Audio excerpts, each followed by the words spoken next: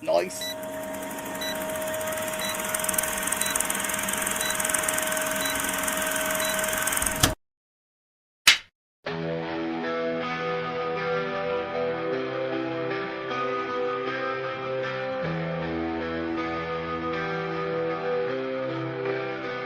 In the city's vibrant, pulsating night, neon lights on loud, masks conceal the truth, and whispers reveal secrets.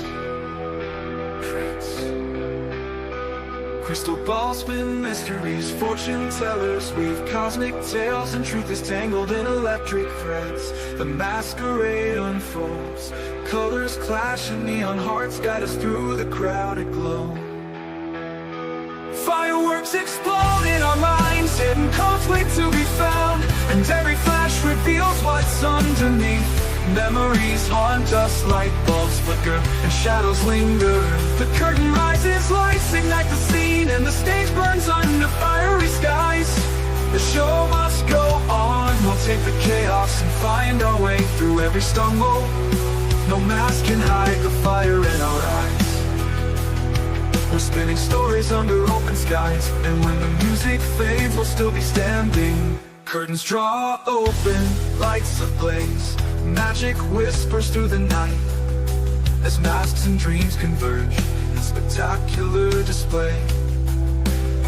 Shadows dance, voices enthrall, crystal balls reveal secret signs, threads of fate entwined in tangled lines. The reactor twist unknown, on a stage of stars where dreams unfold. The show must shine bright through chaos and strife, every spark a tale to tell, a symphony of rebellion. Drums beat like hearts of fire, scripts burn with raw desire. Books of untold stories, pages turning brave and bold. Spotlight calls never fading through leaps of faith and masquerades. We've seen a gamble, each step a leap, dreams awaken where we sleep. Lights dim but hearts ignite, curtains rise to greet the night. We stumble, trip but never fall, the show goes on, we give it all. Raise the roof, shout aloud, through darkness we face the crowd.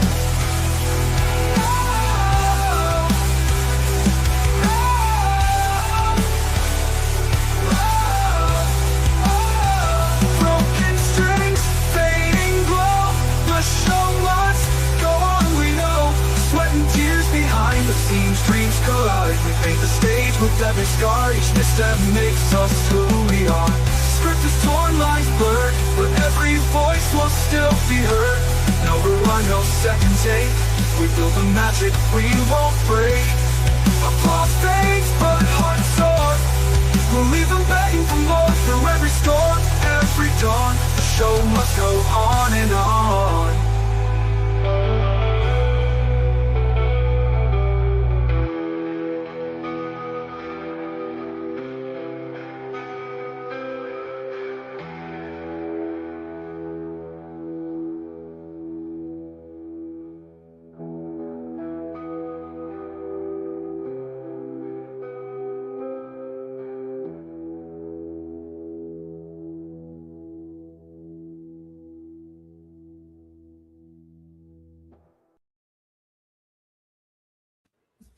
Greetings from South Carolina. Welcome to the show today, and we're going to do something a little bit different, guys. Normally, we would talk just mainly about movies or TV or maybe even music. But today, we've got a special guest, and we're going to talk about time travel. We're going to talk about time travel in general, as well as some of the movies associated with it. We got our regular guy, Thrash Pondo. We got Tug over here in the corner. And let me point out something real quick. That this show will win an award for having the best intros on YouTube, because Sarah, the producer down here, has done an incredible job of producing this show and giving us the best intros, the best outros, and helping me with some of the best shorts that in existence. Today, our guest is Dr. Robert T. Wood, better known to the YouTube crowds as Dr. Wood. Dr. Wood here actually worked at the Smithsonian Institute. Bob, what degrees do you hold again? I have a degree in European history. Not No, you. you weren't talking to me. You were talking. Oh no! You go ahead. You go ahead. You got a degree in European history. That's badass. Thank yeah. you. I just felt like plugging my own horn. You know, in the rehearsal, you said you were going to start with me and then move on to the guest. So and coincidentally, by the way, my real name is Bob. So forgive me for usurping the guest, please, Dr. Wu. Damn I was you! going to get the introduction out the way and then turn it over to you. I'll wait with Yeah. bated breath. We'll come back to me. We'll put a pin in Thrash. Your breath smells like No, I got an advanced degree in archaeology, and so so I worked at Smithsonian Institute when it was called the Institute, and then I worked at Fort Lewis Historical Museum. Then I worked at Museum of Flight, amongst areas of places I had to go intern, which was a lot of work. Yeah, there's that one. There's my education. That's it. We're gonna let Thrash. That's- We're gonna let Thrash welcome our chat in, and then we'll get started. Yeah. Now I'm trying to redeem myself. I'll just say Gary Carpenter is back. Hey, Gary. Kevin from the Intimate Headquarters is here. I see Sema Rockstar Mad is in the comments. Welcome to the chat, Rockstar Mod Sama. Let's see who else we got going on. My computer is froze, but Emily Miller. Always good to have you with us, Miss Miller. Because Emily, that's true. Christopher Wilkinson is here. Good to see you, Chris. UFO Man is here. Good to see you as well, by the way. Welcome to the party. Hi, Tim. Mike Silva is here. Hello. Good to see you, Mike. Snark and Sass, of course. Always a pleasure, my lady. And I believe so far that's everyone. I'm just going through really quick to make sure I haven't missed anybody. You got If Simone here, I'll circle back. Rockstar. He's here. I opened with him. Oh, yeah. Well, excuse me. Sorry. Apology accepted. We're All all right. stepping on each other's toes tonight. Yeah, once again, to the millions and millions of people watching around the world, if you don't drop your name in the chat, you can't get a shout out. That's true. Yep. Oh, I'm loaded. Hey guys, ignore me. I'm grinding weed. Fair enough. Do what you got to do. Yeah. Oh yeah. Danny said I can relax, so I'm relaxing. I'm This isn't that formal. Show, Dr. Wood. I grind coffee. Well, I haven't had it. I haven't had anything in a few days. We kind of draw the line on this show about keeping your pants on, but other than that, we're pretty cool. Which is why Chance I can't was come gonna anymore. I was going to show my penis. Damn it! I We're was drawing so lines. excited It's a whole different type of substance. Well, anyway, since this is a Thursday, let's just keep our pants on. Why? 'Cause it's not Thursday. I'm not ashamed of my baby Gerber dick. I'm not ashamed of it at all. I always tell women that, they say, "How big are you?" I have a baby Gerber dick, and they're always like, "I'm curious now." I'm like, "No, no, I'm not showing you." And on that note, we'll start with Tug talking about this. Time travel something, Tug, please. Oh, time travel. I've heard of time travel. Oh gosh. Tell us Let's about see. your book real quick. Oh yes, I have a book. I wrote a book called Paradox, which is about time travel on Mars and Europa, a bit of everything. Yeah, I've been fascinated by time travel since I was a kid. The first time I read The Time Machine by H.G. Wells. Always loved time travel. When I was growing up, I saw like Terminator 2 really pissed me off. And I'll tell you why. Terminator 2 kind of violated all the rules of the original Terminator. So because of that, and another movie called Millennium, which we don't need to talk about, I developed this pet peeve about time travel, about like how writers tend to write time travel stories, but they never stick to their own rules. You have to have rules for time travel. Like either time is set and you can't change it, or you can change time and this is how it works. You have like alternate realities or whatever. I don't care what rules you have, but you have to stick to them. And too many time travel stories never stick to them. And that always bugs me. So that's why I wrote this book, because I wanted to write a coherent narrative where the rules are set and they don't change. And it's also time is set and can't change. There is no paradox. That's kind of the irony of the title. No paradox yet. Yeah. I was reading about Kip Thorne, the theoretical physicist, good friends with Stephen Hawking. He came up with the theory, which he called the pool ball theory of time travel, where like if you shoot a pool ball into the corner pocket, and the corner pocket is a wormhole that goes back in time and comes out the other side and is going to actually like collide with itself in order to stop it from going in and causing a paradox, the time travel would work out in such a way that the pool ball would still have to go in there. Like something would happen to change the trajectory of the pool ball in order for it to satisfy the same thing. And paradox wouldn't happen. Causality would be maintained. And that always got me thinking, like the grandfather paradox. If you go back in time to try to kill your grandfather, your gun is going to jam or something. There's always going to be something that's going to stop you from changing the past. And that's what I wanted to write a book about, because I wanted to see how that would play out in a conventional story. Like well, unless it's not your past, because once you go back in time, you're not actually going back in your own time. You're literally jumping off into a new fucking tangent universe. So basically, you can live either way. It don't matter. So you can go back and bang your grandma. It don't matter, because that ain't your universe anyway. You can go shoot your grandpa. You can go do whatever the hell. You can set fire to anything you want because it's not your universe. It's a tangent universe. So whenever you go back, nothing ever actually happened. You're like, did you go back and kill your grandfather? Not according to our history. Shit, I must have killed my grandfather in another tangent universe.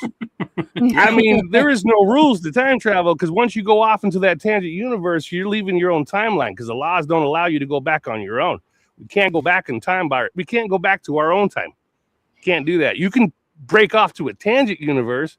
You can do whatever the hell you want. Shit, I'm in a tangent universe now. Fucking monocle guy lost his monocle. He ain't got no monocle, man. The freaking that monkey lost his tail. Australia moved way the hell up into the guts of Indonesia. I used to be a helmsman, man. I know that ain't like that. So we're in a tangent universe, so we can break all the rules we want now. Shit.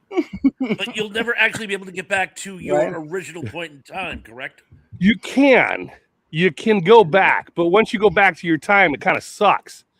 So whatever you accomplished in this time, like if you go to a tangent universe and you become like Mr. freaking soap guy, like all the women are like rubbing you down, like there's a beauty contest and your job is to rub them down with like oils and stuff. Like you're the king oil, whatever guy as a king, dude. But when you go back to your universe, go back to being that same old nerd. Like, oh, this sucks. Hey, my universe, I sucked. I sucked in my universe. That's not the way it worked in Back to the Future. There's some inconsistencies in the Back to the Future. Yeah, Back to the Future also kind of pisses me off. Well, yeah, they broke as much as I love those tangent. movies, it's messed up. Well, I don't know that fax machine thing was always questionable at best. I was like, no, we're not going to have all that, and look, we don't. I mean, if it's a tangent universe, you can go back and do whatever the hell you want. It ain't yours anyway. You could destroy the shit out of it. Like you can go back. See, I'm going back in time and setting off a nuclear bomb. You can't do that. You destroy our universe. No, we can't go back in our own time. We'll just go to a tangent universe where it's next to ours and blow shit up. Because it don't matter. When you come back, nothing ever happened. Okay, Dr. Will, you're starting to sound like an Area 51 caller on the Art Bell show. Pons, your camera just shut off. Okay, he crashed.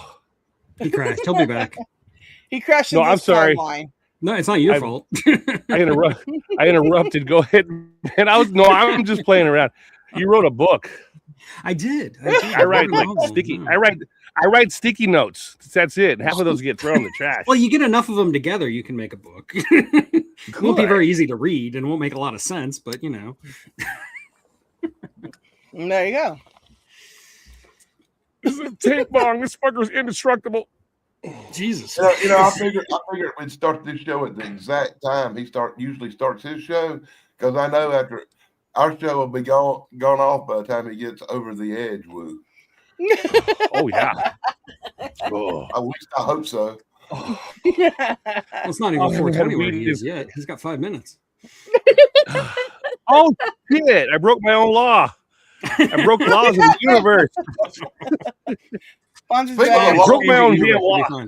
Yes. Speaking of laws of the universe, there's a story.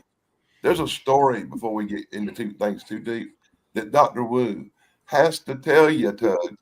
He has to tell Uh-oh. you what happened in Gettysburg. And I'm going to sit back and cut my mic off. Dr. Wood, tell the Gettysburg story we talked about yesterday. Well, I took Eric to Gettysburg. He had a good time. I worked at Smithsonian. And so I said, Eric, we got to go to Gettysburg. And Eric's like, what? We got to go to Gettysburg this weekend. We got to be there. So anyway, we went to Gettysburg, and I'm going to tell it from Eric's side. He's not here. So we're driving to Gettysburg. And my real goal, I'm not going to lie to you. This is the honest to God truth. I swear to God on my fucking life, may my children die of some horrible fucking flame and diseases, whatever. The real reason why I want to go to Gettysburg is because there was a cafe that you could still smoke in, which is very rare. And I'm like, there's a cafe you could smoke in around Gettysburg? Like, you could still have a cigarette in the cafe. And I'm like, I haven't seen that since the 80s, man. Like, early 90s. Vegas for that, yeah. God, right? So we found the Arizona. cafe. But anyway, we went there. We hit the cafe. I had a cigarette there. Eric was having a great time. So we get down to Gettysburg. And, of course, like Eric will describe, I wish Eric was here to describe it because I have a different reason why I know everything. So it got real foggy, whatever's, and then we pull up, and then there's this big archway, whatever's, and you can see lots of smoke. And Eric's like, you can smell them, doing their reenactment smoke and everything. I'm like, yeah, you sure can. And so we go to make a turn, and there's the tents or everything's all set up and stuff, and having a great time. And we get out of the vehicle, and I told Eric, whatever happens, man, just be cool. Just be cool, man. Just be cool. And so we go in there, and the first thing we meet is some lady coming out of a tent, a nice, I call a healthy woman, a nice, big, nice, healthy woman with with her big old bib, her dress and the big old, she clearly tells she's been working some fucking food because she's covered in all kinds of stuff. And she comes up and she says, "Oh, did you guys bring now to me, Eric's different. To me, she asked, did you guys bring the potatoes?" And I said, "Oh, I didn't think to bring any potatoes. Got some stuff in the vehicle. I can, but they don't know what that is." Anyway. So Eric's like, she's asking for bread. I said, no, she's asking for potatoes. And Eric's like, we got some bread. Well, then give them some bread. Eric's like, well, we got to bring them anything. This is a fucking reenactment. What are you going to go along with this? So I said, don't worry about it. She's like, don't worry about it. You can help peel potatoes or do whatever's got. But anyway, it was a surgeon. It was a surgeon's camp. So it was a medical camp, like a MASH unit. It was all medical. Right. And so what was interesting was you had both South and North working together in the medical camps. And a lot of these Southern surgeons were kidnapped, like literally, like we're talking like kidnapped. Like groups went down there to steal surgeons out of the South to bring them back up to the North. Because Northern surgeons were stupid. And when I say stupid, they're dumb. They have no sense of anything. But the Southern surgeons knew about the basics, like boiling horsehair. You take horse mane, and you cut it and you boil it in water for a long time, and it makes perfect thread. It's organic. Right. So you could stitch wounds and all that wonderful stuff, and there's less. And anyway, and also the Southern surgeons knew about using honey, so they would stitch a wound. And then they also knew about moonshine. Obviously, they made their own stuff. They knew how to pour it on open wounds after they remove all the debris. Use horsehair to stitch, and then put honey down for a disinfectant. So anyway, they couldn't figure out why the Southern soldiers are not having their legs chopped off, or having amputees and having all these problems and sicknesses and stuff. So they had to go kidnap Southern surgeons there. So anyway, we were there, and we just walked around the camp, and Eric was more interested in the firearms because we were raised with them. And so that, that's Gettysburg. We walked around Gettysburg. And then afterwards, Eric's like, dude, was that actually really Gettysburg? I'm like, kind of, yeah. That was the real Gettysburg. So anyway, long story short, time traveled, but that's fine. That happens. Yeah, so we went to Gettysburg, and Eric got to run around and see it for a little bit. I had to go look for him though, because he went running off. But that wasn't. I said, don't go outside because nobody's shooting this area. That's why I wanted to go there. Nobody shoots at the medical area. Nobody. Right. So stay within the lines of the medicine area. Both north and south are chilling out, eating fucking hardtack. So don't be running around eating potatoes and whatever deer or whatever dead horse they got on the field they cut up and put in the fucking pot. So don't go too far. Okay, Tim. But that's Gettysburg in a nutshell. Eric has his own weird, longer story about Dr. Wood. They don't know Yeah. the story. You just finished real quickly. Finish the part where there was no reenactment. Yeah, I got it. I was understand. gonna say I extrapolated that. Yeah. I'm waiting with bated breath to have him tell us how this was accomplished. Well, there was no reenactment. I just knew about it. I just knew where to go. I remember I worked at Smithsonian, and I worked down. Okay, so it's hard to fucking go in detail because nobody really knows the context. Smithsonian, what you see on the top side is not. It's the Smithsonian for the public. Right. You catch elevators that goes way the fuck down, and underneath the Smithsonian. When you go, it depends on what level you go down. There's a massive city down there. So there's huge rooms like the size of football fields in there that have artifacts of antiquity. You preserve them. That's what the Smithsonian preserves. Yes. That's what they do. That's it. That's their sole purpose. So everybody on the top of the Smithsonian part, where all the doctors and all the other people are, they're doing shows for people. They're doing the science and do whatever. But down below, they're also doing a different type of science, which is like, for example, I worked in the fish room. And the fish room was, the vertebrates. It's a huge, like, football field where the fish, and not just fish, but anything that's in the ocean. Smithsonian gets everything. When I say anything, they go after everything. They're trying to get everything on the planet. So in the fish room, my job was to put alcohol in the containers. You have them on the shelves, and you have I'm gonna use an example. You have a goldfish. You have a jar. It's got a goldfish in it, and it's floating there. You're like, oh, look at the goldfish. Well, what's inside of it is a ratio between water and alcohol, pure alcohol. So as the water runs out, if there's more alcohol, the fish will start to break down and deteriorate. That's bad. Right. So I had to go through and check each one of the jars with this little bobber. You guys probably know what I'm talking about. You guys have some sense. You know, with the little bobber for alcohol to water ratio. Sure. So I check them, and if they start to sink a little bit, whatever, they need some more alcohol. So I have this big old huge. I have this big huge drum with a, and you fill up the jars with the alcohol, and then you put the little bobbity in there and say, okay, you hit the mark. Write it off on my thing. Okay, next jar. And it just go on. This can go on for years. I mean, it's so much shit down there. But that's just an example. Oh, go ahead. He does that. His camera freezes for whatever reason, so he leaves and then comes back in.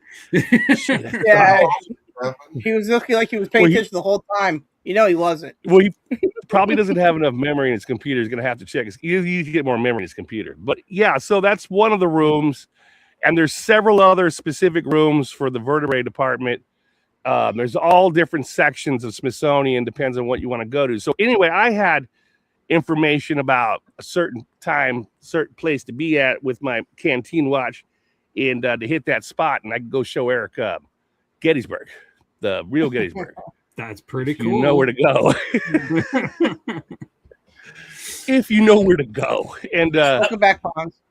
But you got, I mean, that is a nutshell version of kind of what I also ran a CO2 tent. I had to run CO2 tents outside in Sootland, Maryland. It's outside of Maryland where I ran. You bring these artifacts in. I had this big old tent I had to set up.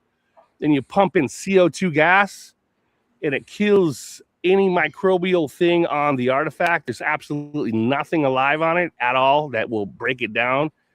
So from there, you move it into another section that is completely 1000% climate controlled, like with the whole, I mean, fancies of fancies, man. You wheel it in there and you got the whole suit on and shit. So when you're in there, you're putting, I mean, I've seen everything. It's kind of like, I joke with Danny about it. It's like you talk about Indiana Jones, where they take that The big warehouse, yeah. to the where, yeah, it's like that. It's like that, but not dirty and dusty and nasty and fucking wind outside in the middle of nowhere. No, it's controlled. Yeah. It's super sterile. It's like super sterile. I mean, I worked on a whole section of which made my day. It got me on a bucket list. I took it off the bucket list, which is all the large animals for a particular president that liked to shoot large animals. Ah, yes, Roosevelt.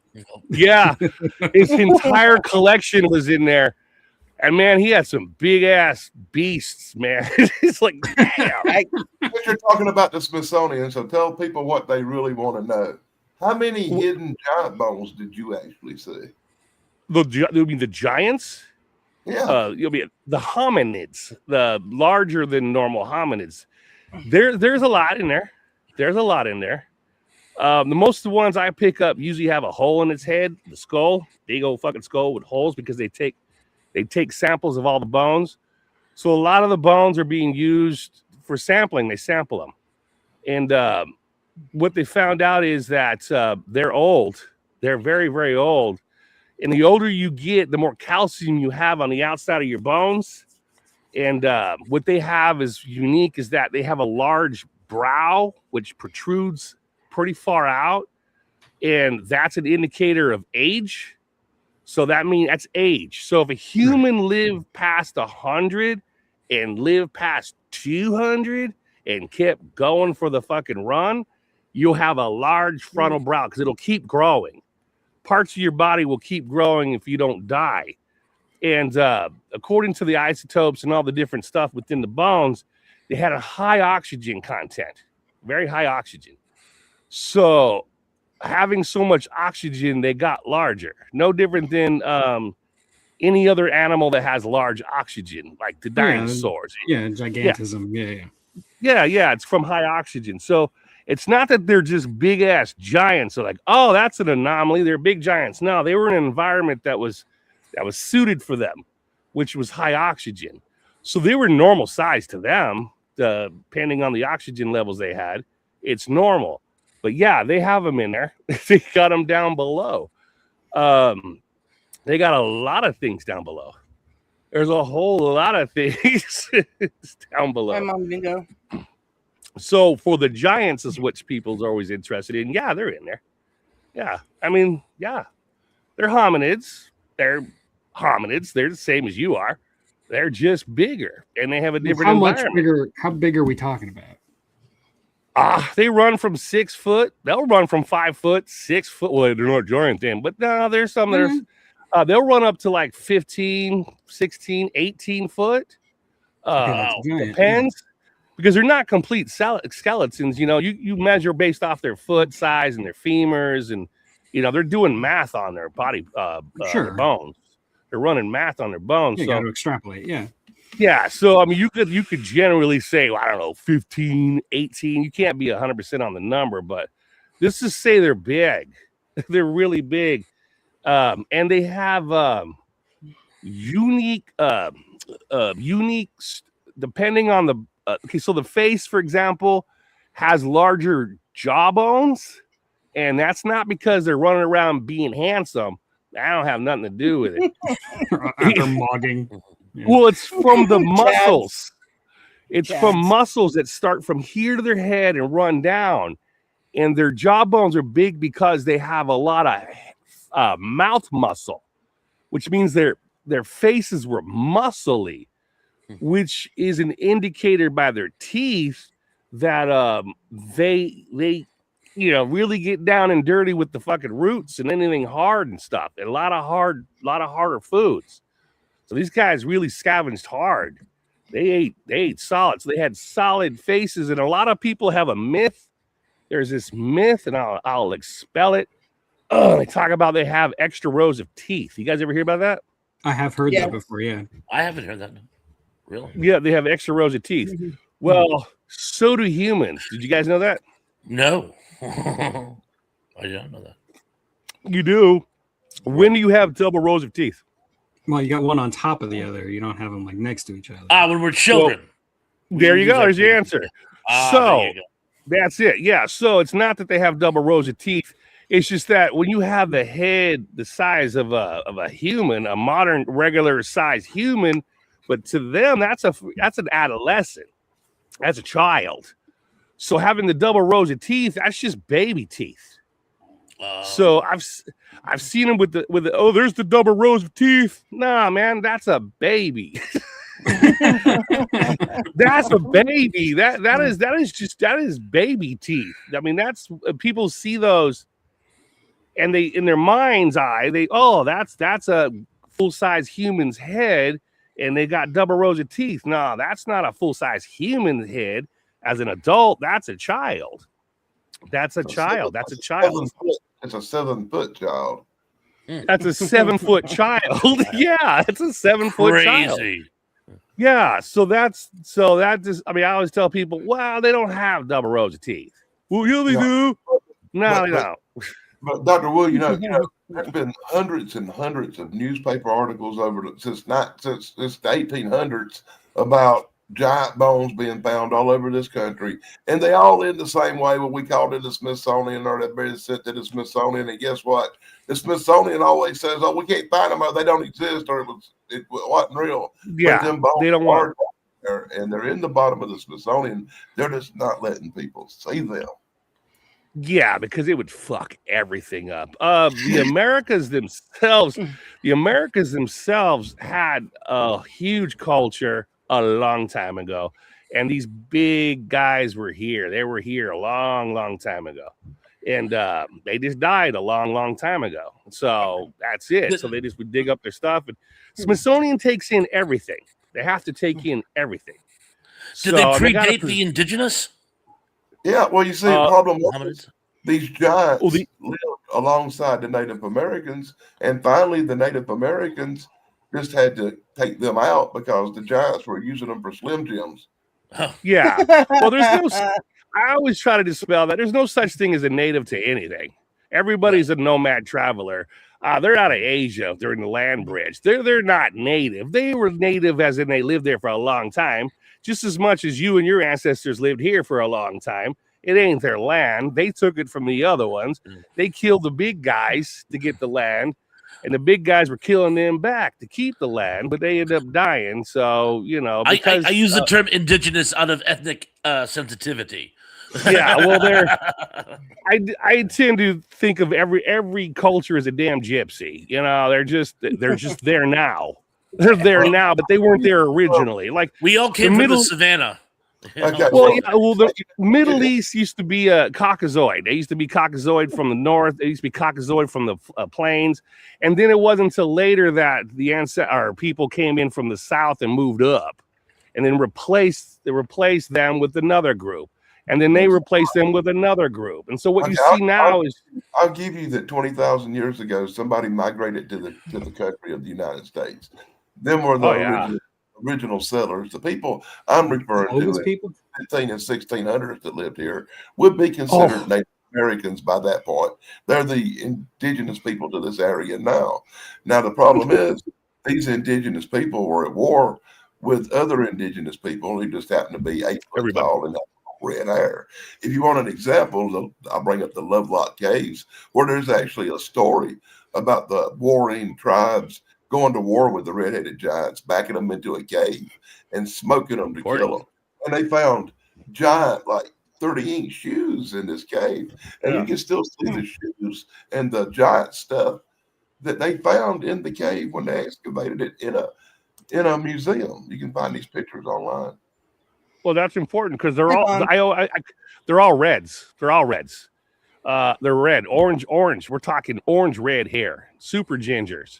All of them. They're super recorded ginger. All over they're super gingers. They're the giants, the big ones. They're ginger. They're all always ginger. The originals were ginger. They carry the ginger gene. So very, very red. They still have, in fact, all over the world. In fact, even in New Zealand. And New Zealand, famously, the original inhabitants, but they won't, you know, you have some people say yes, some people, don't say anything because the original inhabitants were redheads.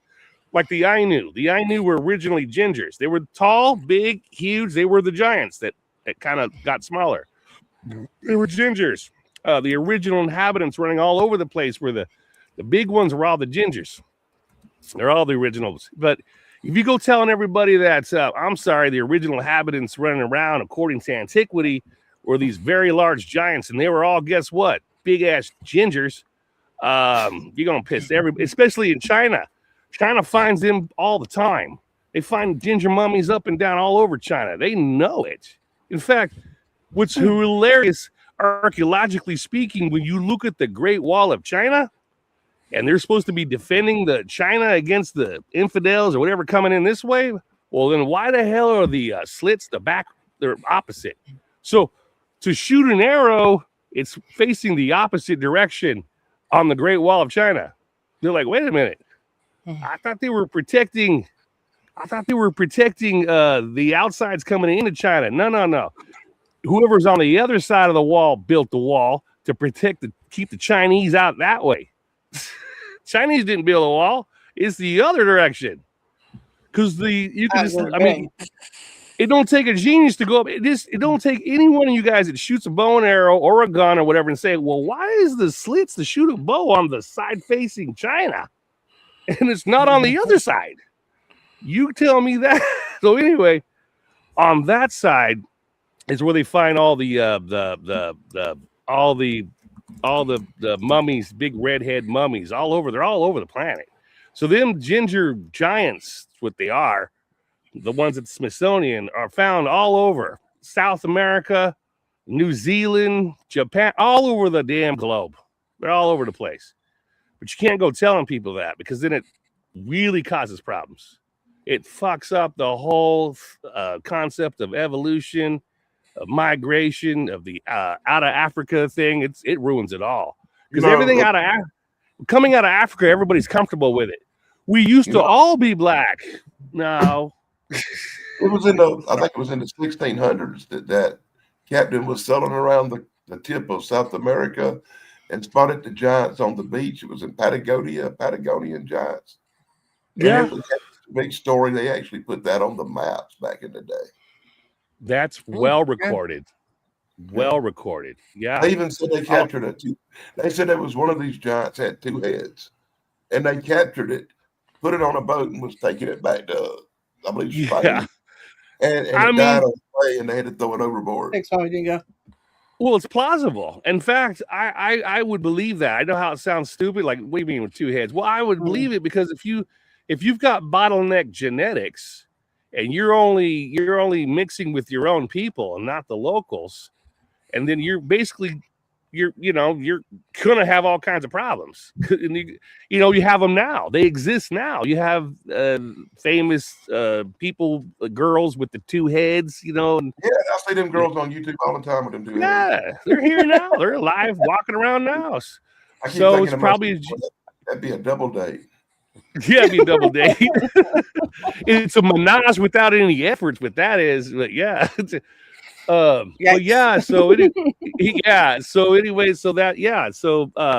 also have the elongated skulls, and the original elongated skulls, guess what? They're gingers.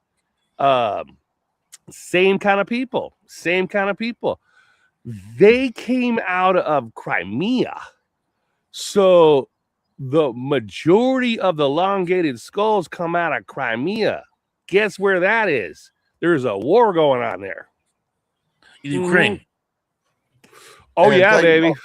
Here's another little interesting what you said, that they had discovered all these underground pyramids in Crimea. They had went down in them and started showing pictures of the mummies dressed in armor and stuff in Crimea. And that's when Russia invaded and shut all that down. Oh, yeah. Goes to the archaeological finds and won't let nobody in the country since. They did what we did. Real quick, I just want to do a recap for Tony. Tony and whoever just joined us, we're talking about Smithsonian Institute right now. That's what Dr. Wu was talking about. Well, there we go. they did Russia did what we did. Same shit. So we bum rushed Iraq. And I'll tell you about that. There's an important story about that one. We bum rushed Iraq, and then they bum rushed Crimea because they're finding the same kind of stuff. And so we know that the stuff was in Iraq, but what most people don't know, and don't just listen to me, go debunk me, and you'll find out that I'm right. The world's most famous museumologist, like we're talking museumologist, is good old Saddam Hussein. He's a museumologist. And what people don't know is they had the state-of-the-art museums in Iraq. State-of-the-art. He was one of the best, and even his stuff is taught in the universities for museumology. All his advancements. Saddam Hussein was a damn curator of a huge museum with all kinds of stuff in Iraq. Well, we wanted it. So he became the enemy. And so who did they kill? A horrible freaking whatever guy. No, they didn't. They killed a damn curator. So he went in there and took it out. Emptied it out. He went to his museums and did an inventory and all right, get that out of here. Get this out of here. That's why we went to Iraq. It's for the oil. Bullshit. You don't need oil. There There is a really interesting story about the Iraqi archaeologists discovering something called the ziggurat, this great big ancient structure in the desert. And when they were excavating it, supposedly in the ruins of this place, they found one of them ancient flying machines called a Vimana. And when the United States found out that they had possession of the Vimana at that archaeological site, that's what started the whole Gulf War, was to go in and confiscate that advanced technology before anybody else. Well, yeah. Yeah, in Iraq, Saddam was a fucking legit dude. He was bringing in excavation teams from all over the globe, as far as Sweden, America. There was all kinds of archaeologists, anthropologists, all kinds of scientists there, all over Iraq, because Iraq was one of the cradles of civilization. It has tons past tense, tons of artifacts. And so once all that was discovered, the Central Intelligence Agency is like, hey, man, wow, they got some serious shit here, dude. Like, this shit can fuck up the rest of the countries. Just also to point out this fact that in the 1920s and the early 1930s, 80% of all the archaeologists in Iran and Iraq were from Germany. And then when the World War II broke out, did we notice how much more advanced everything Germany had than the rest of the world? Germans, when it comes to archaeology, their methodology, they're brilliant, man. They are fucking brilliant. They knew they were there in the Middle East. They were doing what everyone's doing now. It's just no joke. So we went to Iraq years and years later. We're doing it. And then Russia's going into Crimea. They're doing it. And everyone's trying to doing a scavenger hunt for all these ancient artifacts and stuff. But, the Germans, they were doing it they were doing all of this in World War II. That's what they were doing. They were out there excavating. I mean, just like Indiana Jones. That's why they put that out there. Famously, the director, that made Indiana Jones and all the rest of them kind of give you the truth, because that was really going on. That was going on everywhere.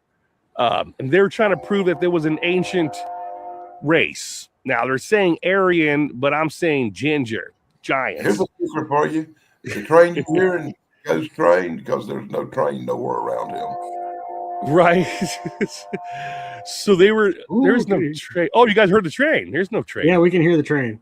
I called him out on this one day, and I got his address. So I Googled there ain't no train around you. On Google Earth and looked at his house and all around his house. No train here. It's like 100 long. Ain't no trains here, but it shows up. But yeah, so basically, the whole world was one big hodgepodge hunting for all kinds of artifacts, and they were hunting for all kinds of evidence that you guys want to hear about these ancient giants, ginger giants, and the originals. And so, back in the ancient religions, all the old stuff way back when. And so they knew about it. All the scientists knew about it and their technologies, and they were harnessing their technologies to make what you would call the Glocka, using those technologies they found around the globe, the Glocka from these ancient peoples from way back when. They were getting it all. And so that's why they had a lot of advancements going on based off all the research from the scientists digging all these things up from all over the globe. So World War II was just a big old sham, to get rid of lots of those young men that needed to sow their oats, get rid of them, thin out the population, and also to find all them artifacts. The German scientists have been to India, and they had discovered these ancient manuscripts that describe how a Vimana works and the engine in a Vimana works. And they had built the bell as a replica of the internal combustion. Well, they spin the mercury to create the drive for these ancient Vimana machines, and the Germans were trying to recreate the system of propulsion for that machine with their bell experiments. Also silica gel. They made a silica gel that's silica. Okay, so when you guys work on your car, like if you guys are mechanical and your bulb goes out in your car, like your bulb goes out in your whatever part of your car, oh man, the bulb's out. You go down to the store and you get this little package of silica and you put it out like a little liquid, you put it all in there and it makes a better contact. It's a silica gel. And it's the silica gel is used for energy storage and distribution. And so a lot of those old plates, like you're talking about, all them old things, the mercury, but it's a lot of silica gel. So a lot of these larger containers, sarcophaguses they call it, were filled with this gel, which is a silica gel. And they know it. Smithsonian scientists are like, well, that's traces of silica. That's from the silica gel. So a lot of that technology is really basic stuff that you can get from the earth itself. Like a lot of that stuff you could make without advanced whatever. You could just make it. So you can make your own time machine. Okay. So really? When you get this question, if you wanted to. Hold on. I'm frozen again. I'm sorry, Rob. This is an ongoing problem I have. My technology likes to freeze on me at really embarrassing moments. I'll be right. Oh, no problem. That little voice I can hear pretty good though. But yeah, so any questions about? I just kept rambling on. I'm gonna start drinking heavies now. Any questions? So ancient technology. It's another thing about like a lot of people don't understand is things are misleading. They tell you differently. Like there's a lot to do with oh God, I'm trying to think how to explain it. Hydraulics. A lot to do with hydraulics. People don't understand that in the way back, we have it now. We have a lot of heavy water pressure under the ground. That's where the water comes from. We have more water underground than we probably have on the ocean surface. And by digging down into that water, into that aquifer or whatever you're going to have, it shoots that water up at a pretty good speed, like Yellowstone, right? Like Yellowstone. But if you put a coupler on it, back in the day, they had a coupler on it, you can compress that down to a really, really, really sharp laser, or you can make a hydraulics. And a lot of these things that they use to pick heavy objects up with, like, well, how do they do it? They must have used spaceships and laser beams. No, actually, they use hydraulics. It's from the earth. It's from the earth itself. They made their own hydraulic. They found evidence of it. I've been all over. Water under pressure is the most efficient way to store energy. Exactly. Yeah, it's 100% efficient. It worked real good when they were mining for gold back in the 1850s, 1860s. They pressurized water and used the sides of the canyons. Yeah, and as a great example of that, Here's a question for you guys. Here's a question that a lot of people get it wrong. Some people get it right. Okay, so here's Egypt, right? So Egypt's here. And you got the Nile, right? You got the Nile. Everyone's on the Nile having a great time. It's freaking spring break. Everyone's half dancing, titties hanging out, everything, having a good time. So I always ask people, what direction does the water flow in the Nile? Do you guys know? South to north. I believe that is correct. Does it flow inland or out? Out. Yeah, Towards the delta. because of a aquifer, because it comes from the desert. It comes inside the desert out to the Mediterranean, and it's clean water. It's clean water from an underground aquifer. It's just one of them they probably made back in the day that over thousands of years it wasn't maintained anymore and is left running, like someone left the sink on, and it just kept flowing and making the Nile.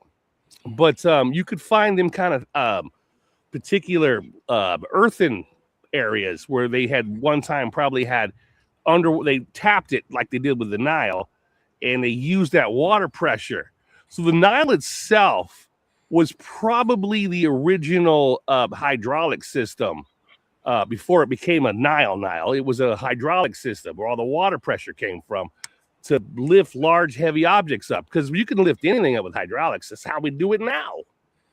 That actually makes a lot of sense. Surprisingly. Yeah. And they're using hydraulics, which is natural underwater aquifers and water pressure.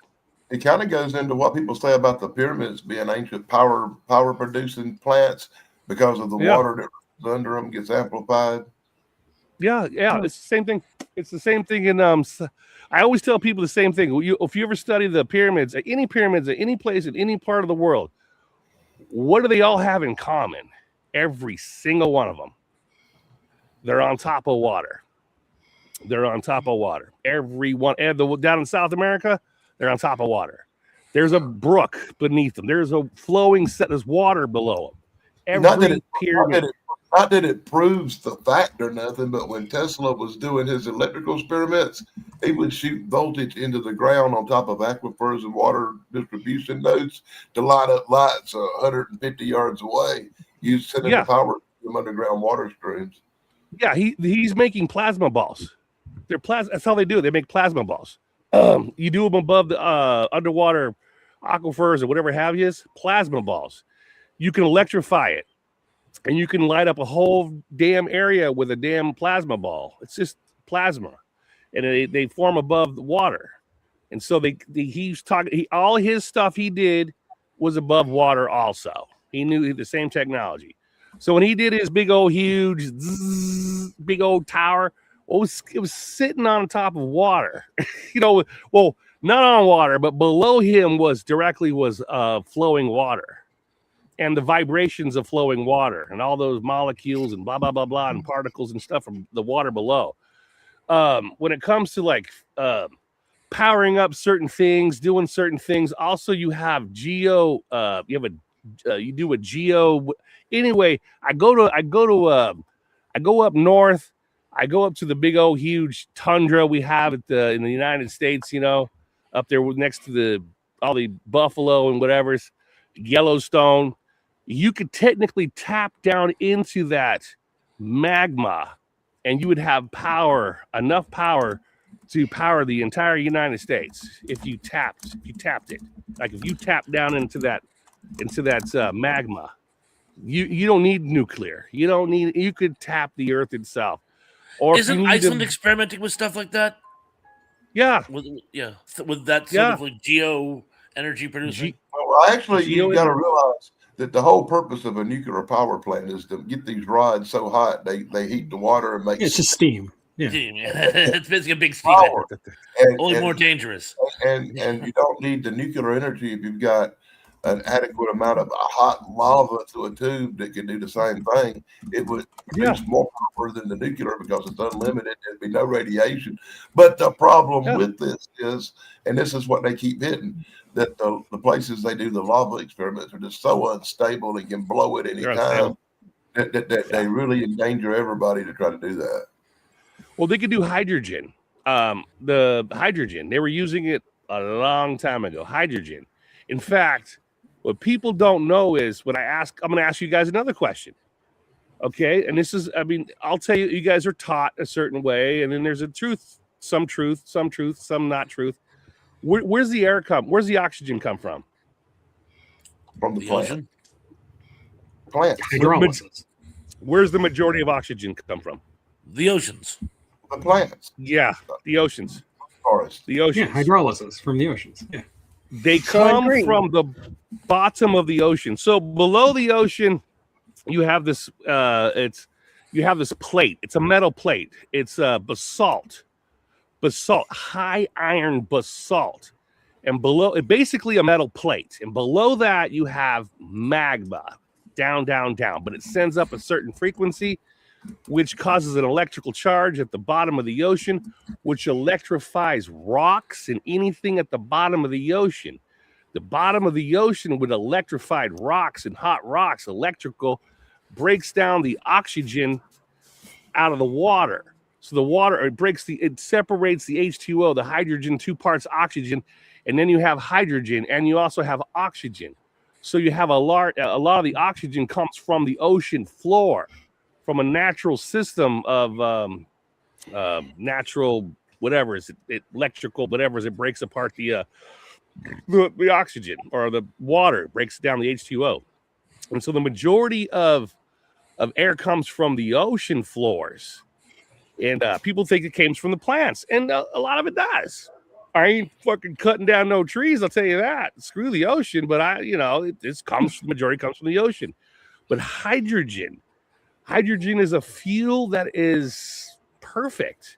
They run planes on hydrogen. You can have cars run on hydrogen. You can run everything on water. All you need is a little bit of electrical charge and some copper plates, and you can make your own fuel source. And so back in that day, way back in the past, they discovered that, well, hell, they're just running shit off water. And then whatever's not running off water, they're tapping it and making these plasma balls. And you ever see these particular buildings with the antennas and all that fun stuff and all looking all funny? Well, it's just hitting the ether. It's bringing in them plasma balls. And it's charging everything up. So you can get it from the air. You can get everything from water and heat. You know, a lot of them artifacts were at Smithsonian. I'm like, oh, wow. That's an early century this thing used to make hydrogen. Thousands of years ago. I go, wow. So they had an actual natural fuel source. They didn't use oil. Oil's horrible. It's horrible. It's like the blood of the planet. You don't even need it. It's poison. But you can use hydrogen for everything. You know, you can use natural oils too, from corn and all kinds of things. Now, I like motorcycles. I like cars. I like oil. I like feeling the oil. I like working on cars. I ain't hating oil. You got to have it for now because we ain't got anything in place to fucking replace it. But originally they had all that. That's what they ran everything on back in the early days. Hydraulics, plasma, all these natural shit you could do yourself. You know, ironically, in the 1880s and 1890s, we were using more electrical energy than we were. Electric cars, electric trains, electric everything. I think it was 1890 World Fair. Tesla had a car. It ran on batteries that could go 300 miles on an electrical charge in the 1800s. Yeah. Or we could tap some plasma. You know, they have like a distance plasmas. It could send, through the air. Like he was doing that through the air. You could pick that up and just drive a lot along. But the problem is nobody makes money off of things that are free. So, you can't give it to them for free. You got to make it hard on people. Make them work for a living. That's exactly what J.P. Morgan said. Piece of crap. Yikes. Well, there's the good and the bad. There's the Marxism's failed. You got to have competition. You got to have people compete, or you'll have ugly children. Because if everybody was equal, everybody women would just pick like nerds. You got to have a guy work for a living so a woman can find an attractive male that's big and cut and works hard and has knowledge about good stuff. then she has a strong male child or a strong female child. Good stuff into this conversation. Well, I'm just saying it's not that they're entirely wrong about not giving people that much information about things they can do to better their lives. But if people have a too good of a life, there's no competition. And there's no competition. You have weak children. And weak children make a weak civilization.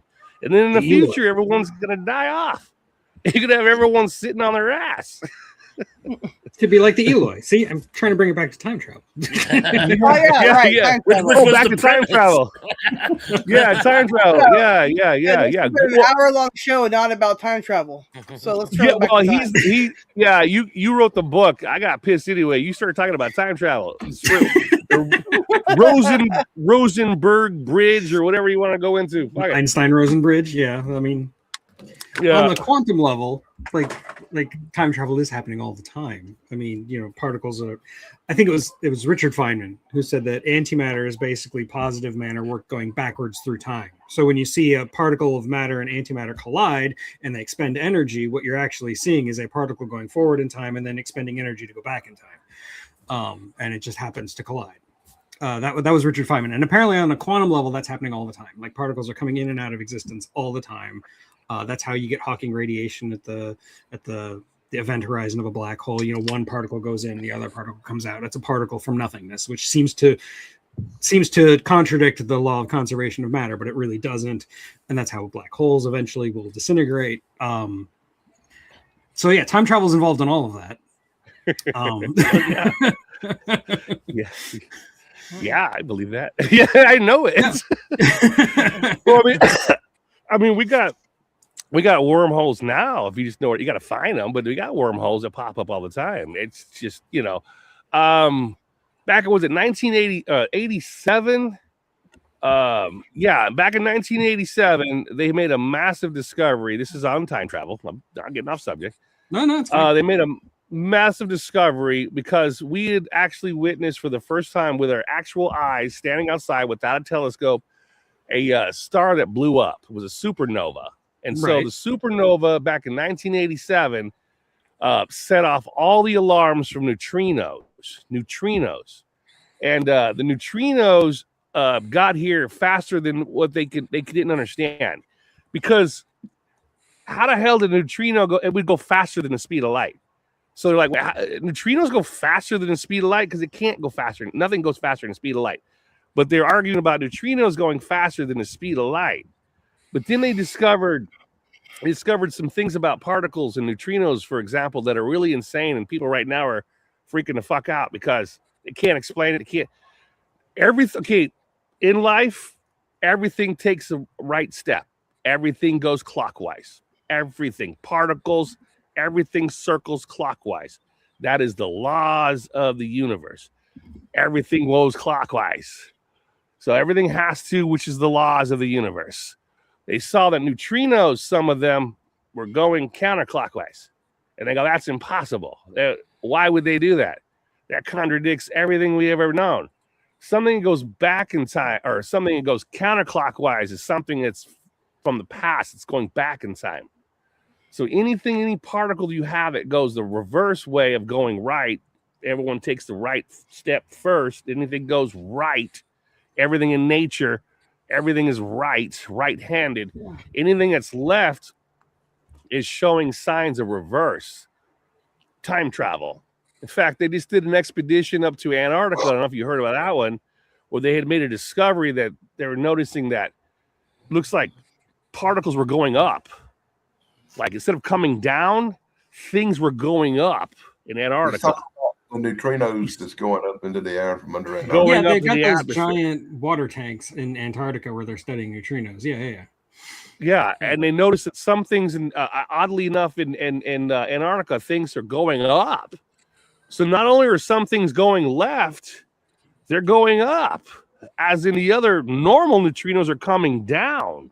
The rest of the globe are coming down and going to the right, which is normal because all particles go to the right. There are a lot of theories about why that's happening, and the biggest one is that there was some kind of big iron meteor strike, and the iron meteor is causing causing the neutrinos that's going up. But a lot of people think for a big giant UFO that's buried under the ice. Well, we barely even there's a understand whole what a lot of stuff. neutrino is. So Explained them. They're in a wormhole. Well, yeah, it's hard to explain. Like he says, it's up for debate on a lot of people's. We know what all the other shit is, but when it comes to neutrino, they just know they exist.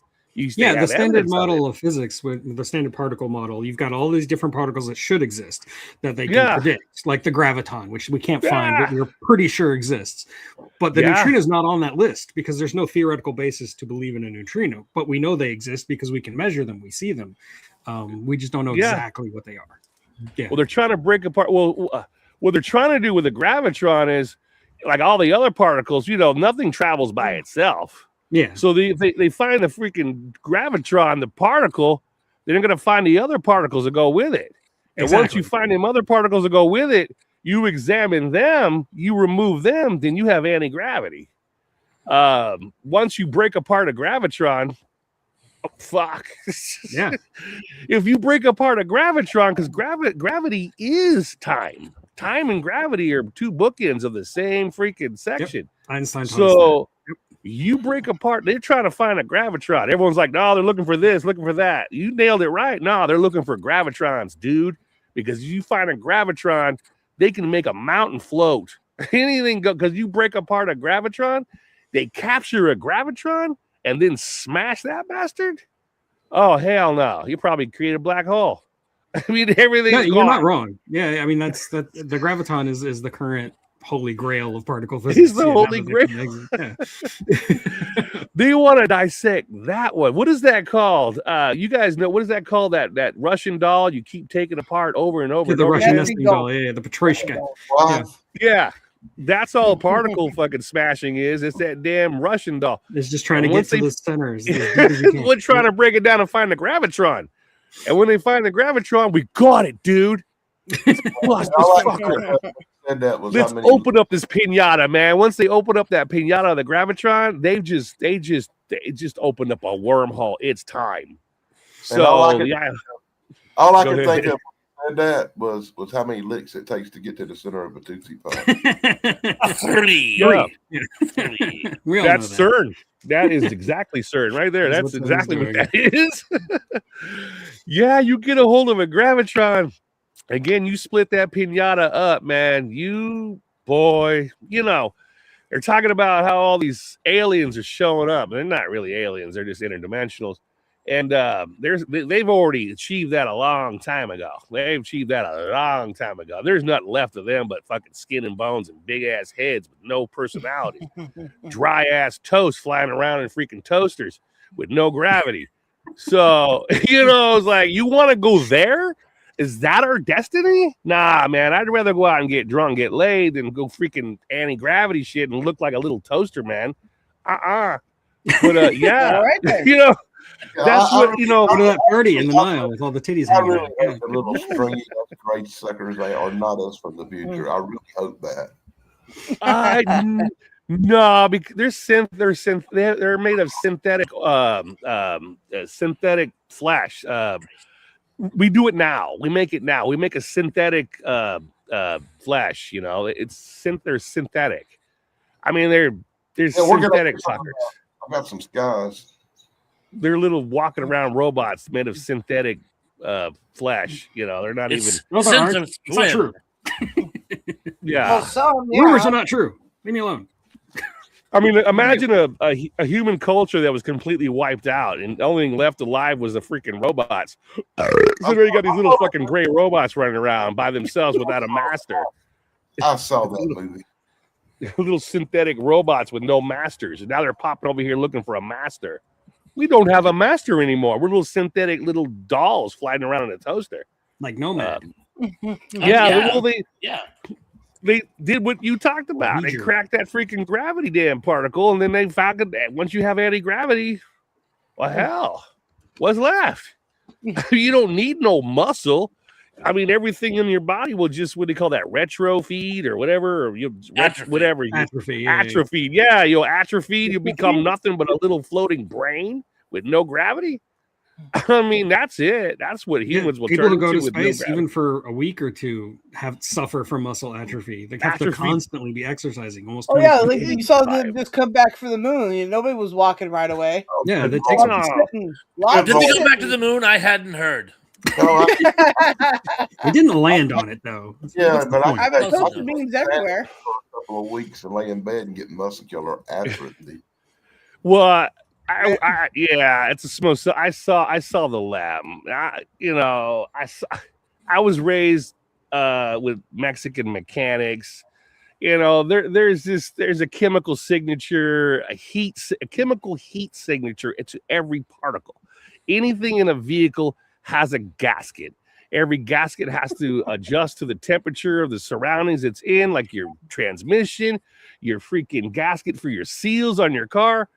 But when you go and look at the actual lamb, I'm like, these gaskets can withstand a heavy pressure at over 250 degrees in the fucking sunlight, at negative 250 degrees just 2 seconds later, this thing would crack. This thing would implode. This would not make it into a fucking vacuum of space. Not with these gaskets, not with the equipment inside of it. And I worked at the Aerospace Museum. And I'm like, this came from NASA. This was on a ship. Give me 2 seconds with my lighter, and this is not 250 degrees, and I will burn this gasket. It can't go into space. So I don't know, man. I mean, I used to be a NASA fanboy until I actually worked at the places and going, oh no. When I was at space camp and they took us in to see the lunar landers and stuff, and Yeah. it's like they were supposed to be exact replicas of the stuff they landed on the moon with.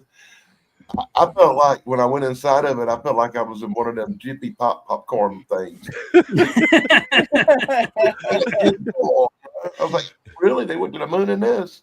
I worked in the shuttle. I worked in all of them, and I had to keep my mouth shut. You can't say too much. You know, everyone's like, you know, seriously, dude, this ain't been a space, man. Well, the first fucking thing okay, here's a quick story. I don't want to take up. So when people when people drop things off at a museum, especially an aerospace museum, a lot of them will bring these gauges from World War II airplanes. All the gauges in World War II airplanes have a radium. They have a radiation. That's why they glow at night. They don't have to worry about them being backlit because they're radioactive. So when you were receiving an artifact, we're like, whoa, you have what? We've got gauges and we got this. Whoa, back up with the gauges. We go grab the rad meter. Don't open your trunk, man. And that fucking rad meter goes off. No, you got radiation in there, dude. You can't be driving around with no freaking, those things gave a lot of pilots cancer. I mean, a lot of pilots died of cancer. Like, how did they die of cancer? From the freaking gauges, man. But nobody will talk about that. But when you get these things that come in from NASA, so this has been in space. They just hand it to you. Well, get the rad meter out. There's no radiation on it. It ain't been nowhere but a fucking closet. I mean, this hasn't been in space. There's no radiation on it. Everything in space is radiation. Anything going past the Van Allen belt is fucking radiation. So we have like these space suits, and they're like just holding them. Everyone has the gloves. I'm like, can't hold a space suit that's been on the moon. It's radioactive. It's highly radioactive. No rad meter. I guess just put it on display. Obviously, NASA sent it, so it was into space. No, it wasn't. Nothing that NASA ever said had any radioactive. Nothing had radiation on it that was in space. We sold it like it was in space, but nothing. A thin piece of plastic between you and the fucking guest that comes in and looks at it. Oh, look, this was on the moon. Nah, man. We had a moon rock on display. I said that moon rock would be highly radioactive, and anybody in the whole area would be radiated.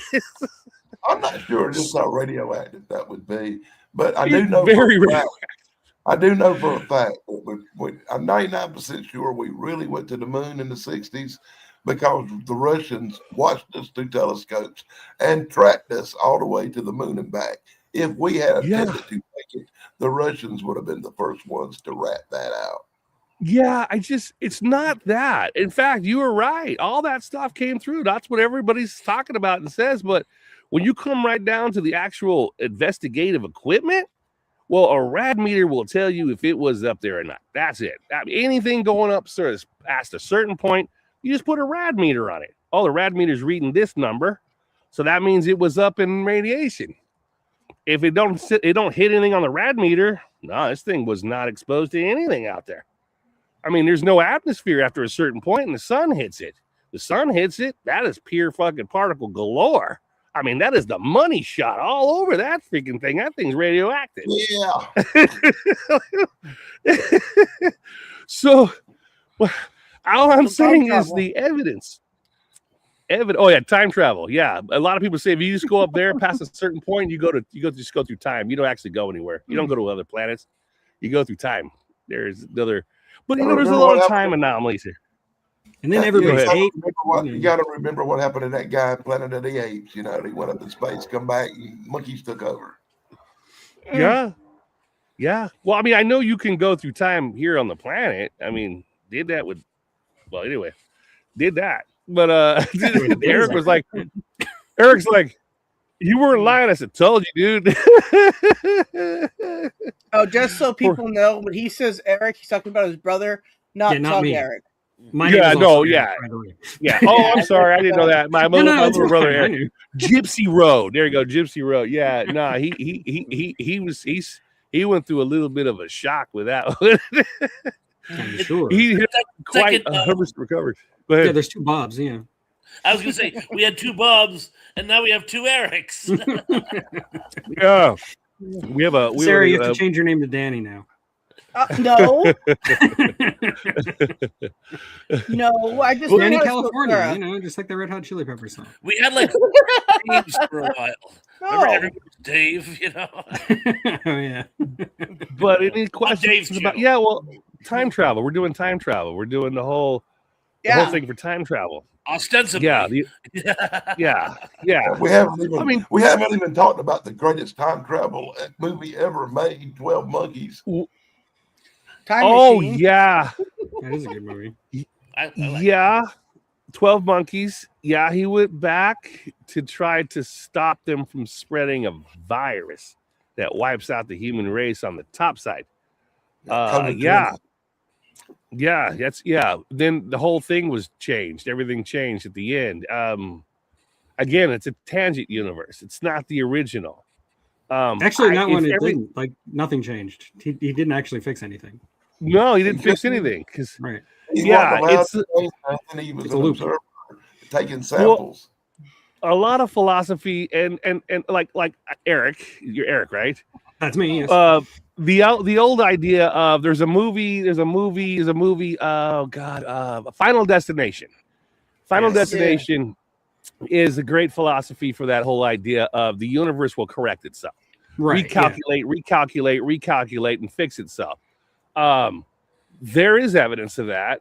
There is a lot of people that wholeheartedly, mostly a sense of faith on that one, because the universe will correct itself.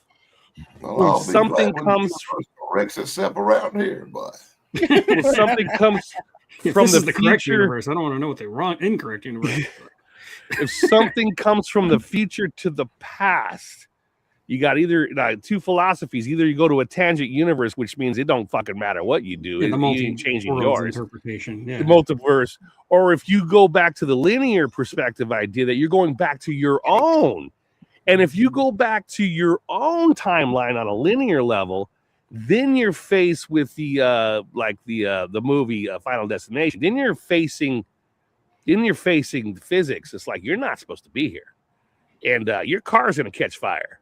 Oh, I'm supposed to go kill the president, and I can't do it because every time I get close, somebody trips me, or I gotta take a hellacious shit now. What did I eat at that cafe? I'm supposed to go do this and that in 5 minutes, and then you're sitting on a toilet for 20 minutes, and the universe did it to you to keep you from being where you're supposed to be. It slows you down. The TV show Lost had a really my good house yesterday. It was not good. See, there you go. It's because you're traveling through time too much. Right? I was watching Emergency, time traveling to my past, and next thing I know, the house nearly burned down. The linear idea, which is what Eric kind of focusing on. That's what my book is about. Yeah, and it goes a lot hand in hand with religion. And I know that sounds fucking weird, but No, it's in all all about free will. religions, Yeah. all religion has the same. If you took it all down, boiled it down to its freaking, just get rid of this, get rid of that garbage, get rid of this fucking flying dragon. Okay, what do you have left? What do you got left? It is written. And if you go down to the basics of anything in Islam, it is written. So that means no matter what you do, it's going to recalculate and fix the problem. It is always written. It's a novel. It's supposed to end this way. You're supposed to end this way. It doesn't matter what you do. You can get close to something. You're almost there. And then all of a sudden, a damn meteor hits you on the head. You know, you ain't going to make it. It ain't going to let you do it. You can't change anything. You go back to kill your grandfather. Grandfather, put the gun at him. I'm going to prove it wrong. Pulls the trigger, and what? It blows up in your face. It somehow got jammed. Backfires in your face. You're freaking dead. Can't do it. The TV show Lost had a really good metaphor where it was like the time is a flowing river, and anything you try to do to change it is just like throwing a rock into the river. The river will just go around. Can't do it. Yeah. What if when you shot the guy, you disappeared, and everything from that moment on changed because you were never born because you went back and killed your grandpa and then you disappeared? That's like that movie, The Butterfly Effect, where the whole point was it would be a better world if what's his name? I can't remember the actor's name. Ashton Kutcher was never born. Yeah, yes, it would be. Like, yeah, it's true. Ultimately, that's his decision. Yeah, you know? He goes back in time and kills himself in the womb. What the hell? Yeah, he punked himself. It was great. It's not a fun movie, but No, I really. love in Slaughterhouse-Five when the Transformatorians say, "Okay, you see those mountains over there? They're the same mountains they were yesterday, right? They're the same mountains tomorrow. That's time."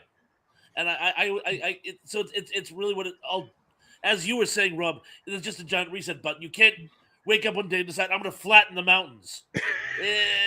Not going to happen. Ain't gonna happen. But in theory, you could go to an alternate reality where the mountain has already been flattened. Yeah, then you go to the tangent universe reality where you can do whatever the hell you want. Oh, no, not that again. Yeah, well, then it don't matter. It's the other form of time travel, you know. Yeah, if you go back to your own linear line, then you got to follow the laws. It's all the laws. It's you're fighting. You're going upstream. You're going up heavy stream. But if you go to the tangent universe, then you can do whatever the hell you want. I mean, the laws don't apply to you. Exactly. You know? The one question I had, I heard somebody describe that because it would be an infinite number of universes. It would be like hopping off a merry-go-round and then hopping back on. So because you're coming, it's the same merry-go-round, it's the same ride. You're just on a different horse.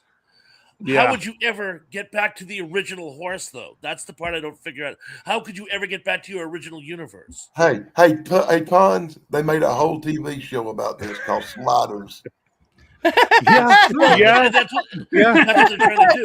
So, but is it theoretically possible, or is it pointless to even try? Is my question. He's asking because he's this reality. Apparently, judging from the show, it's pointless to try to get back to your own universe. I think you just got to accept where you are. Yeah, you know, you can get back once you die. I mean, then you reset. You reset. You're back to scratch again. You died. You're back to square one.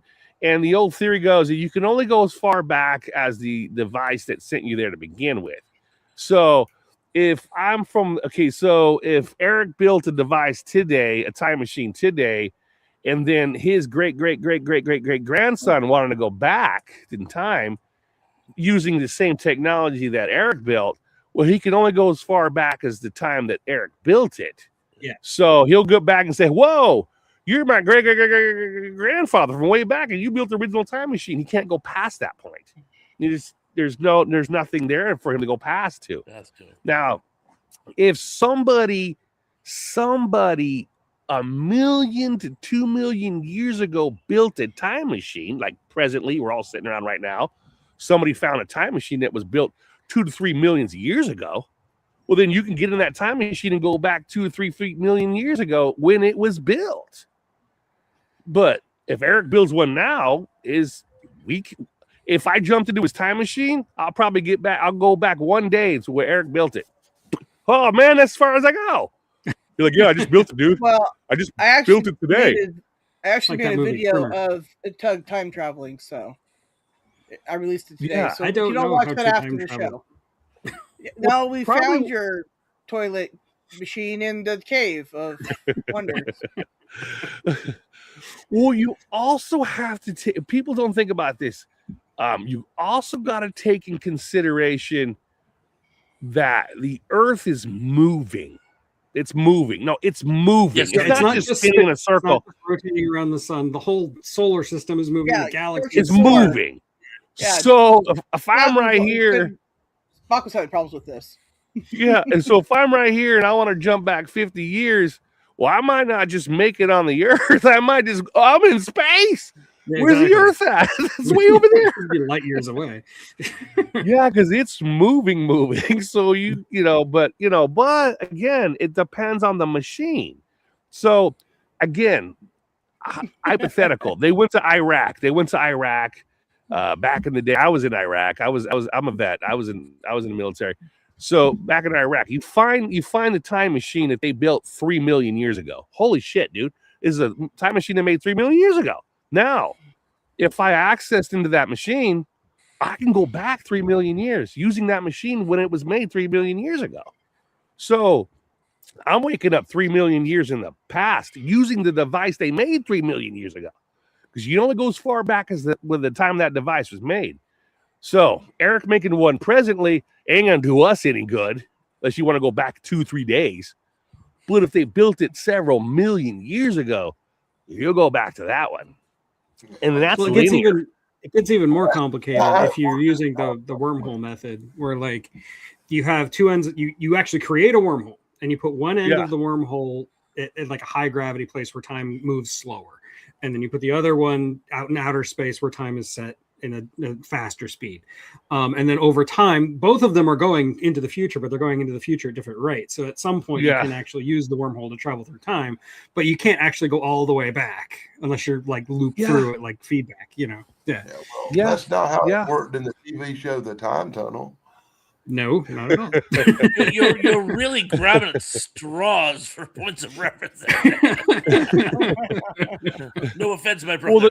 Well, the cool thing about life is it's all hypothetical. Nothing really exists and nothing's really true anyway. There's no real laws, because laws are just invented at the time you just invented them. So it's all a simulation anyway. Yeah, right. It depends on what your perception is and what you want to do. I mean, I feel like this whole night hasn't been real at all. It's wow. Yeah, you're going into the whole simulation philosophy of it don't matter because it's all fake anyway. Everything is just what a perception of what humans want. And like anything and everything that's created as a god is just an egregore that people want. So I want a god and I also want a devil. So let's create one together. God is sitting on a cloud with a white fluffy hair, and the devil has horns like a cow. You just invented it. It's an egregore. And eventually it'll probably come true over time.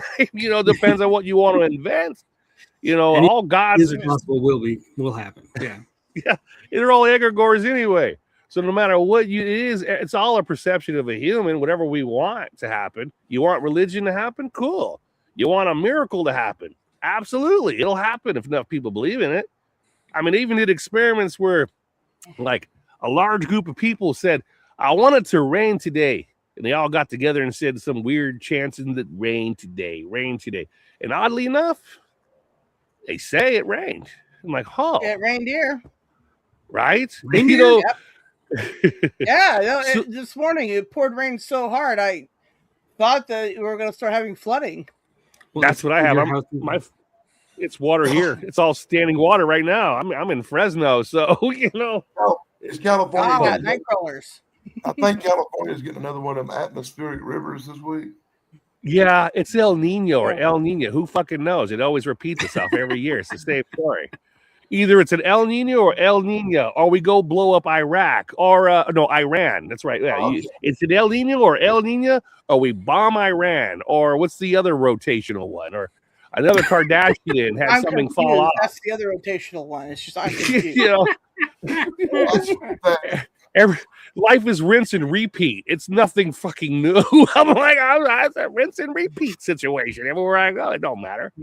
Don't matter what I do or what I say. As long as I don't go to prison for whatever I do, just keep yourself out and just live your repeat life. Well, Dr. Wu, I want to thank you for coming today. Sure. It's been a blast. I swear. It's been one of the most interesting shows I think we've ever done. It's definitely different. Nice. You definitely blinded us all with science. Or something. Yeah, absolutely nothing. Nothing I say. I make it all up. And one day in the near future, you'll have to come back and hang out with us again. And we'll do it like a couple weeks ago. Time travel movies that day. We have to have a theme, though. Like a theme. We have to be like a travel. Well, like a bee. No, we have to dress up. We have to dress up like characters from like a movie or something. Our name's not Jack. No, I used to go on parties. We'd have a party, like we go a bunch of guys together and say, "What do you guys want to go out and party and do?" We're all going to be bee cowboys. So everyone's wearing bee cowboy stupid like cactuses, cactus and what's that? Dr. Wu, I've had enough of that dress up stuff. I was on a live stream yesterday with the big rabbit from Donnie Darko. And then he turned into a Teletubby. Oh, that sounds. I was on that stream. Yes. I'm sorry to hear I prefer not to do live streams with furries. Nice. But we won't get Tug wearing fishnets soon. I'm not wearing fishnets on the internet. I'm sorry. It's not going to happen. Look, for my wife only. Get already. Hundreds of rabbit splashbacks. Hundreds of flashbacks. Yeah, they're all doing the furry thing now. Back in my time, we just put a bag over her head. I was like, you don't have to put a whole fucking outfit on. Just put a bag on your head. That's all. But now they gotta wear like a dog's face or a cat's fluffy ass face and all kind. No, we just put paper bags on their heads. That's how simple that was. So, Dr. Wu, are you going live after this? Yeah, I gotta take a hellacious piss, and then I'm gonna take a massive bong rip. But yeah, I'll do a live tonight. I mean, I'm already outside. I've already got beer. Hell, I'm already got a buzz on. I'll just pass out right here. If I don't pass out, I'll check you out.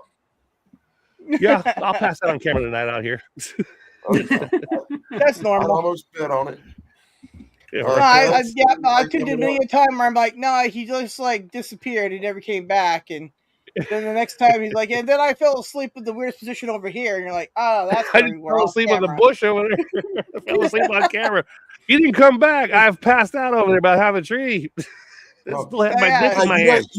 You ain't got nothing on Sarah. I watched her sleep on live stream for 8 hours. Hell yeah. Why not? What else you got going on? For 20 hours. And I've done many things for months at a time. Oh yeah. And it confuses the matrix. It confuses the whole AI matrix thing. When you act like something completely different, like I don't understand why this person is acting this weird. Like I can't get into his head or her head. It's be that person. Always confuse everything. We've run past our time, so I guess it's about time to wrap this up, guys. Yeah. Thank you for being our guest, Mr. Wu. I'm very hungry. Dr. Wu. And Dr. Wu, we look forward to the next time you visit with us. We'll get in touch. Sure. Well, great conversation. Yeah. Yeah. Did you get the email I sent you? Make sure you promote your book, dude. You hold your book Paradox. up. Paradox. There you go. Sell your damn book. It is available on Amazon. There you go. Right now. It has been for a long time. And I do have another book coming out later this year. About caves. Just have to write the last chapter. Absolutely. There you go. Absolutely. I heard I died 2 times in it. I always try to support people like that. Dude, get your damn book out there. Absolutely. McGill. Just remember, when you're writing that last chapter of the new book, in the very last part of it, Thrash and Dan show up and save everybody. I'll think about it. Yeah. Let's see if it matches the tone. An alternate ending. Yes. Universe. All right. So before we end here, I'd just like to say thanks for everybody for coming, everybody in chat, everybody who participated, everybody on the panel. Thank you. And we will see you maybe Wednesday with UFO Band Live. trying to get the guests to commit, so we'll see. And otherwise, we'll see you Thursday where we talk about all the nonsense there. So, and we'll be back with this hopefully- show. We'll be back with this show in 2 weeks. Next week I'm solo. Wow. Looking forward to seeing you all there. oh yeah. All right. So I'm going to end now. Peace. Bye-bye. Push the button. Bye.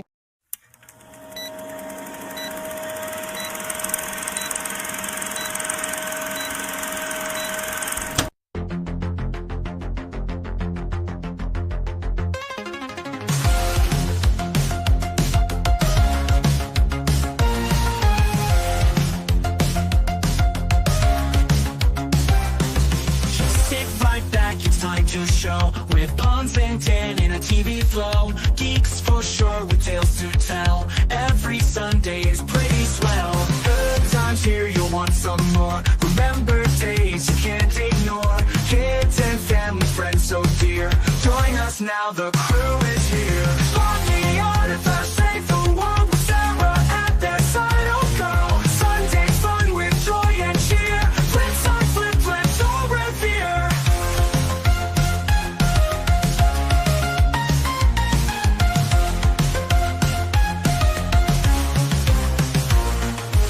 Movie shows from days gone by. Epic moments never die. Internet was such a blast. Fun with friends, let's make it last. Time to laugh and time to chat. Geek out hard and that's a fact. Sarah's here to add the spice. Memories that feel so nice. Love the artifact, save the world with Sarah at their side. Oh go, Sunday fun with joy and cheer. Flip side, flip, flip, so revere.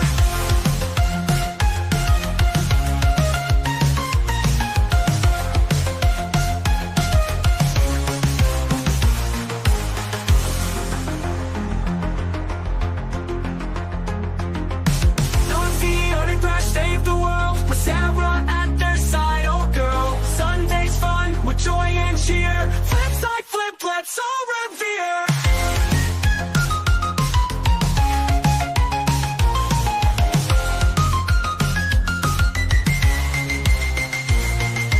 Movie shows from days gone by. Epic moments never die. Internet was such a blast. Fun with friends, let's make it last. Time to laugh and time to chat. Geek out hard and that's a fact. Sarah's here to add the spice. Memories that feel so nice. Like the artifact, save the world.